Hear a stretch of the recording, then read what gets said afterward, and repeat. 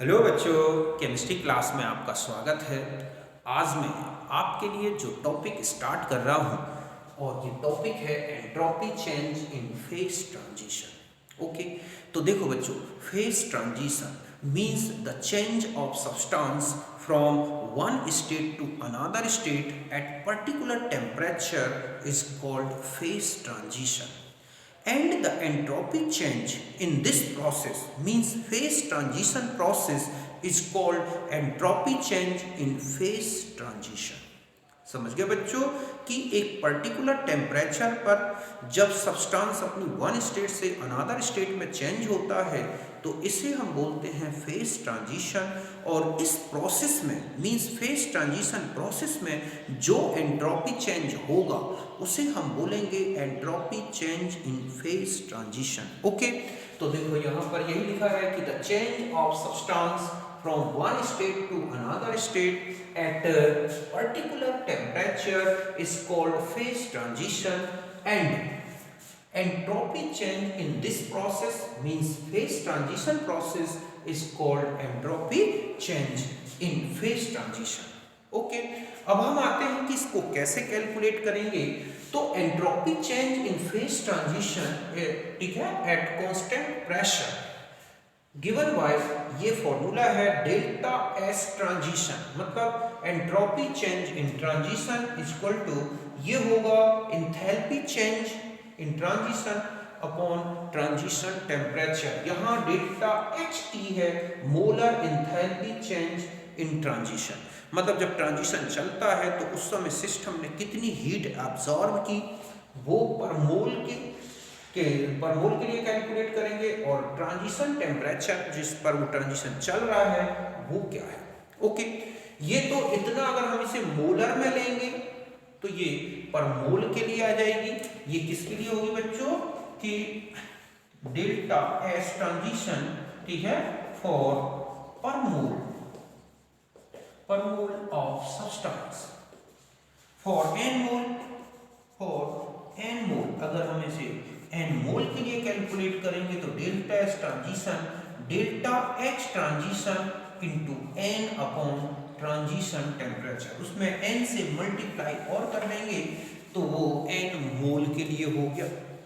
तो पर्टिकुलर पहले हम वन मोल के लिए कैलकुलेट करेंगे और फिर सब्सटेंस के कितने मोल्स हैं उससे हम मल्टीप्लाई कर देंगे तो वो एन मोल के लिए कैलकुलेट हो जाएगी। तो यहां तक समझ गए होंगे, आप इसे नोट करें।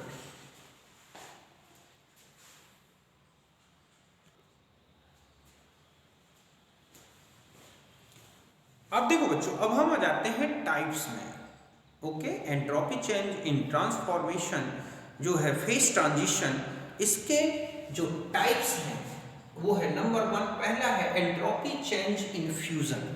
समझ गए ना, डेल्टा एस फ्यूजन। तो देखो delta S fusion entropy change in fusion means eight particular temperature when one mole of solid totally converted into liquid form at melting point, the total entropy change in this process is called entropy change in fusion.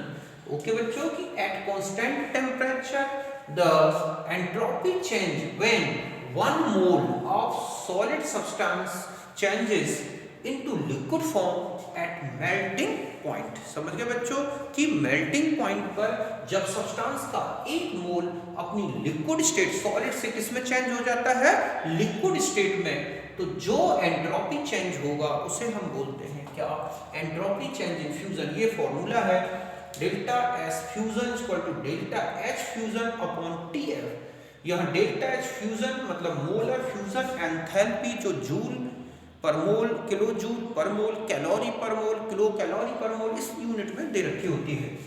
TF melting point है जिसे हमें kelvin में लेना होगा। Okay, जैसे एक example है H2O solid से H2O लिक्विड में चेंज हो रहा है, डेल्टा H फ्यूजन है 6000 जूल पर मोल और डेल्टा SF फ्यूजन हमें कैलकुलेट करनी है। तो देखो यहाँ पर वाटर है लेकिन उसका मेल्टिंग पॉइंट नहीं दे रखा है। हम जानते हैं कि वाटर का मेल्टिंग पॉइंट कितना होगा बच्चों, 273 केल्विन। बस, तो हम फ्यूजन एंथैल्पी जूल पर मोल में ले लें, केल्विन में टेम्परेचर ले रहे हैं तो 6000 joule per mole upon 273 21.98 joule kelvin inverse mole inverse. एक नेक्स्ट क्वेश्चन है कि कोई लिक्विड है जिसका फ्यूजन एंथैल्पी जो है 1.435 किलो कैलोरी पर मोल है और फ्यूजन एंट्रोपी है 5.26 कैलोरी पर मोल, तो मेल्टिंग पॉइंट क्या होगा? बस हम मेल्टिंग पॉइंट में लेंगे तो यहाँ delta H fusion upon delta S fusion दोनों की यूनिट सेम कर दें। ये किलो कैलोरी में थी, मैंने इसे कैलोरी में लिया है, ये ऑलरेडी कैलोरी में है। बस ये कैलकुलेट करने से इसकी वैल्यू आ रही है 273 केल्विन। तो इस तरह के क्वेश्चन आते हैं इस तरह, तो इतना आप नोट करें। अब हम आ जाएंगे दूसरा रिलेशन ले लेते हैं बच्चों, ठीक है। दूसरे रिलेशन में हमें क्या करना है कि अब हम लेंगे entropy change in vaporisation. Okay, हम इसी डेफिनेशन को देखो कैसे चेंज कर सकते हैं, entropy change in vaporisation. Okay, हम इसे फ्यूजन की जगह वेपोराइजेशन बी सिंबल दे दें। At constant temperature the entropy change when 1 mole of liquid, यहां क्या लेंगे बच्चों, liquid substance changes into vapour form, किस फॉर्म में बदल जाए वो, वेपर फॉर्म में। एट मेल्टिंग पॉइंट की जगह क्या आ जाएगा बच्चों, बॉइलिंग पॉइंट। मतलब है कि 1 मोल लिक्विड लिया जाए और उसके बॉइलिंग पॉइंट पे रखा जाए और फिर उस समय वो टोटल किसमें, वेपर स्टेट में चेंज होता है।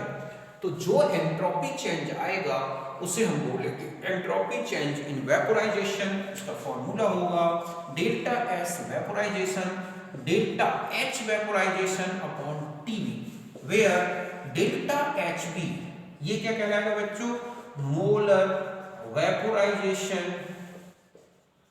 एंथैल्पी।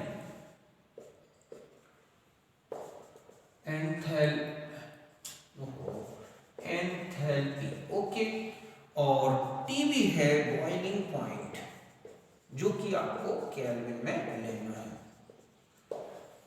ओके, ये है हमारा एंट्रोपी चेंज इन वेपोराइजेशन। अभी हम इसका भी एक क्वेश्चन देखते हैं, पहले आप इसे इतना नोट करें।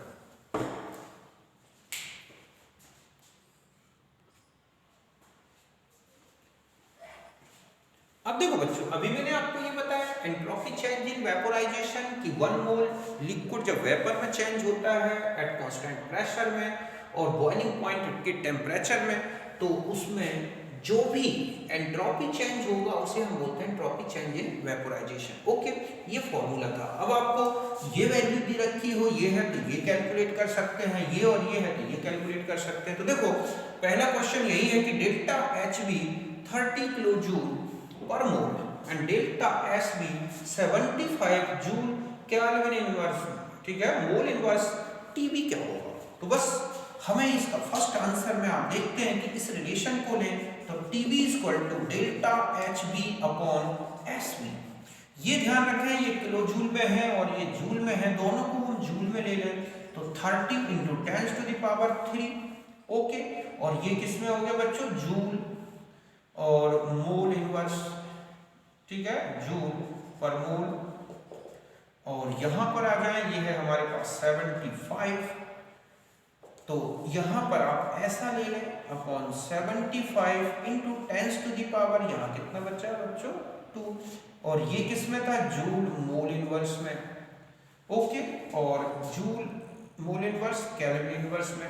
तो बस अब आप इसे सॉल्व कर लें तो ये हो जाएगा 4 into 10 to the power 2 kelvin. यहां तक कैलकुलेट हो गया। अब हम आ जाते हैं नेक्स्ट क्वेश्चन में, कोई दिक्कत नहीं, HB और SB की वैल्यू रखी और कैलकुलेट कर दिया मैंने। अब नेक्स्ट क्वेश्चन है कि if water absorb 900 joule per gram heat at boiling point, what increase entropy पर मोल ऑफ वाटर। तो यहां पर हमें कैलकुलेट करना है डेल्टा SB। तो delta SB equal to delta HB, हम जानते हैं कि इसे पर मोल में लेनी है। अब यहां जूल पर ग्राम में है और यहां पर हो गया टीवी। ओके, तो यहां पर देखो बच्चों डेल्टा HB क्या होगा कि 900 जूल है पर ग्राम में, तो 18 ग्राम में क्या होगी, ये किस में हो गया बच्चों, पर मोल में। और 373 केल्विन, इससे डिवाइड कर दो। अब जो रिजल्ट आ गया आपके पास 900 इंटू 18, ऐसा क्यों किया बच्चों कि ये पर ग्राम की थी, तो पर मोल की कितनी हुई, तो पर मोल का वेट कितना होता है 18 ग्राम, तो 18 ग्राम के लिए मैंने कैलकुलेट कर ली, तो यहाँ हो गया 18/373। और ये यूनिट जो है, अब आप देखो यहाँ पर आपके पास क्या बची, ठीक है, तो ये हो गया आपके पास joule kelvin inverse mole inverse. Okay, यहां तक बात समझ गए। अब हम नेक्स्ट में जाते हैं। ओके, कोई दिक्कत नहीं है आपको यहां तक। नेक्स्ट क्वेश्चन है कि एसबी ऑफ एथेनॉल इज इतना, टीबी इतना, ये है। तो देखो अभी आपने देखा delta S B equal to delta H B upon T B, हमें ये कैलकुलेट करना है। तो जब हम इसे कैलकुलेट करेंगे तो हम लिखेंगे delta S B into T B equal to delta H B. ये देखो आपको कितना दे रखा है डेल्टा एस बी एथेनॉल, ये है joule kelvin inverse mole inverse में है ये, तो 109.8। Okay, joule kelvin inverse mole inverse into TB. अब यहां पर देखो आप टीबी जो है वो है 78.5 डिग्री सेंटीग्रेड, तो टीबी इक्वल टू 78.5 प्लस 273, तो ये आ जाएगा 351.5। तो बस यहाँ 351.5 इससे मल्टीप्लाई कर दो, आपके पास रिजल्ट आ जाएगा, ठीक है, कि इसका डेल्टा एच बी क्या होगा। तो ये इसका कैलकुलेशन हो गया। तो यहां तक आप समझ गए होंगे। ओके, इतना नोट कर।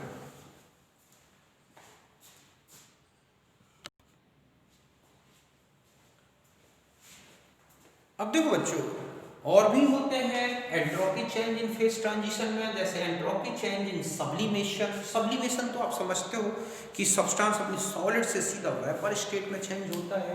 तो entropy change when 1 mole of solid substance changed into vapour at sublimation temperature. तो S sublimation delta H sublimation upon sublimation temperature. यहां आप जानते हैं डेल्टा एच सब्लिमेशन मतलब सब्लिमेशन एंथैल्पी पर मोल की, मोलर सब्लिमेशन एंथैल्पी, और delta T sublimation mean sublimation temperature.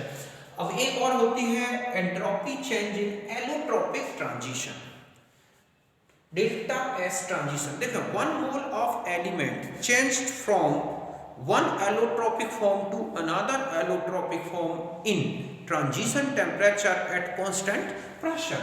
कोई भी एलिमेंट जब अपने एक एलोट्रोपिक फॉर्म से दूसरे एलोट्रोपिक फॉर्म में चेंज होता है लेकिन पर मोल में, तो वो ट्रांजिशन टेम्परेचर में चलता है। तो जितना एंट्रोपी चेंज होगा उसे हम बोलेंगे एलोट्रोपिक ट्रांजिशन, ठीक है, entropy change in allotropic transition. वही रिलेशन होगा delta S transition equal to delta H transition upon transition temperature. जैसे ये लिखा है कि एग्जांपल अल्फा 10 से बीटा 10 एट 30 डिग्री सेंटीग्रेड में चल रहा है, इसकी ट्रांजिशन एंथैल्पी इतनी है, तो डेल्टा एस ट्रांजिशन, तो बस हम डेल्टा एस ट्रांजिशन क्या ले लेंगे बच्चों, ठीक है, ये है कैलोरी में, तो 290 कैलोरी अपॉन में हो जाएगा 13 मींस होता 273 प्लस 13 केल्विन में था, और ये calorie kelvin inverse mole inverse, तो बस इसको आप कैलकुलेट कर दोगे, ये ट्रांजिशन की एंट्रोपी चेंज आ जाएगा। तो यहां तक आप समझ गए होंगे। अब मान लो एक क्वेश्चन ऐसा है जिसमें आपको 1 किलोग्राम, या जैसे मैंने यही क्वेश्चन दे दिया कि वाटर का लेटेंट हीट ऑफ वेपोराइजेशन, ठीक है, एक क्वेश्चन है कि latent heat of vaporisation of water, ठीक है, is 900 joule per gram. Calculate entropy change in vaporization of, ठीक है, 1 किलोग्राम वाटर। तो आपको क्या करना है, तो देखो यहां पर delta S vaporisation equal to delta H vaporisation upon T V into N करते हैं बच्चों। यहां पर आप देखें कि यहां डेल्टा एच भी कितना है, तो आपको दे रखा है latent heat of vaporisation 900 joule per gram. तो आपको क्या करना होगा, 900 ग्राम जूल, ये है जूल पर ग्राम का है 1 ग्राम का, तो 18 ग्राम का क्या होगा ये कैलकुलेट कर लो। एन क्या करोगे आप 1000 अपॉन कितना कर दोगे 18, 55.6 आ गया। बस ये वेपोराइजेशन एंथैल्पी मोल में नहीं है बल्कि पूरे का पूरा 1 किलोग्राम का है। तो हम यहां लिखेंगे कितना हो गया 900 इंटू 18 इंटू 56.5 अपॉन में क्या करोगे बच्चों 373। बस अब आप इसे जो कैलकुलेट कर दो तो ये जो आएगा ओके, ये पूरे 1 किलोग्राम वाटर का एंट्रोपी चेंज आ जाएगा। ऐसे ही चाहे वो मेल्टिंग में पूछा गया हो, बॉइलिंग में पूछा गया हो, सब्लिमेशन में, पहले पर मोल का कैलकुलेट कर लें, फिर आप जो भी सब्सटेंस है उसे मोल में चेंज कर दें और मल्टीप्लाई कर दें, तो पूरा सब्सटेंस जो है उसका कैलकुलेट हो जाएगा। तो यहाँ तक आप समझ गए होंगे, तो आप इसे नोट करें।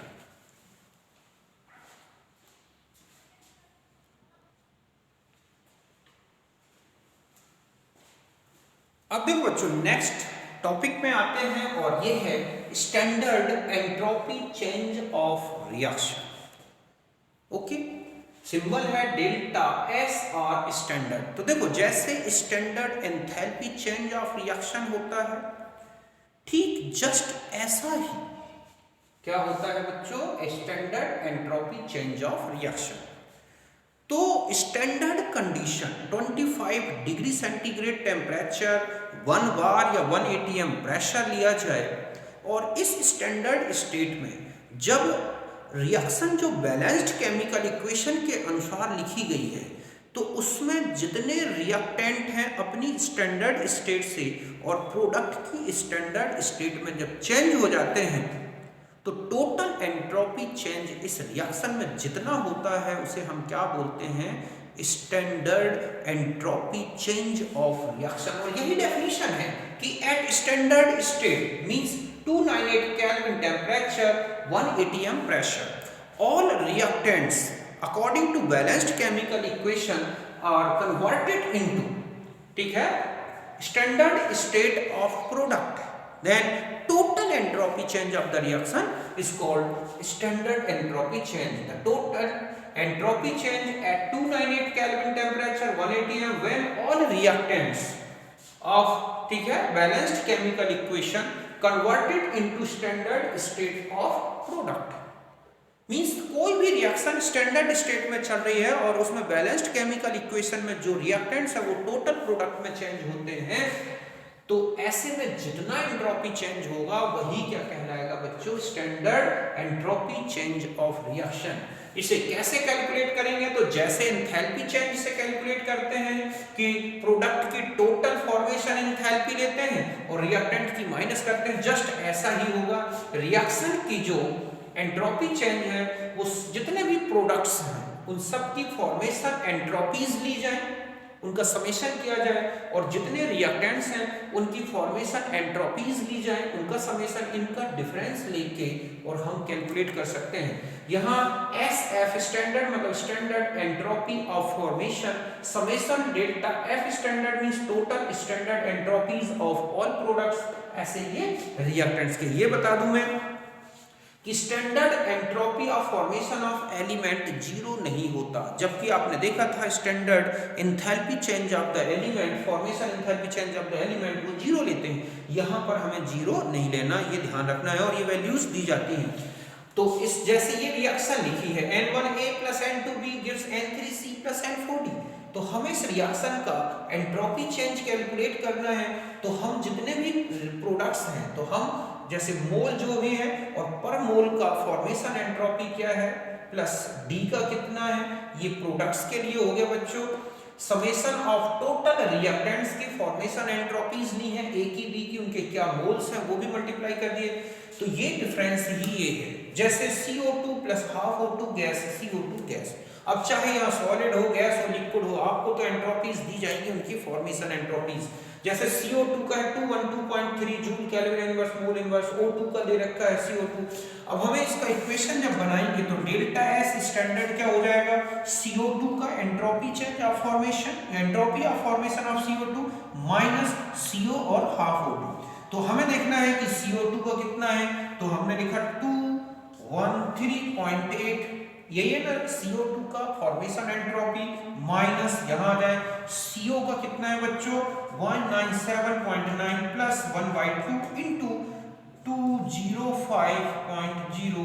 बस अब आप इसे सॉल्व कर लें, जो वैल्यू आएगी वो इस रिएक्शन का क्या हो जाएगा बच्चों, एंट्रोपी चेंज ऑफ रिएक्शन।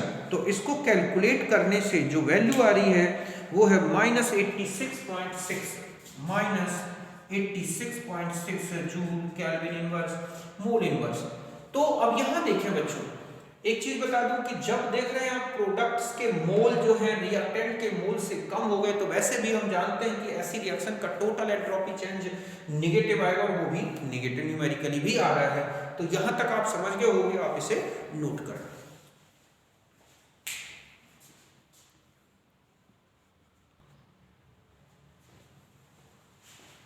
अब देखो बच्चों, ये रिएक्शन भी है standard entropy change of the reaction. इस रिएक्शन के लिए कैलकुलेट करना है बिल्कुल सिंपल, बस आपने लिखा डेल्टा S स्टैंडर्ड R, तो ये हैं प्रोडक्ट्स, ये हैं रिएक्टेंट्स, तो हम लिखेंगे डेल्टा SF 1 मोल ही है C, ओके, ये मतलब ये हो गया B plus delta SF of C, इनको ऐड करें, minus delta S of A। अब आप यहां से देखें क्या किसकी वैल्यू है, V के लिए है 203 प्लस 152 माइनस ये कितना है बच्चों 130। बस अब आप इसे कैलकुलेट करेंगे, जो वैल्यू आ जाएगी रिजल्ट हो जाएगा 255 जूल केल्विन इनवर्स। ये आ रहा है 255, ये है जूल पर केल्विन पर मोल, ठीक है। तो केल्विन इनवर्स मोल इनवर्स। तो यहां तक बात समझ गए होंगे अच्छी तरह से, आप इसे नोट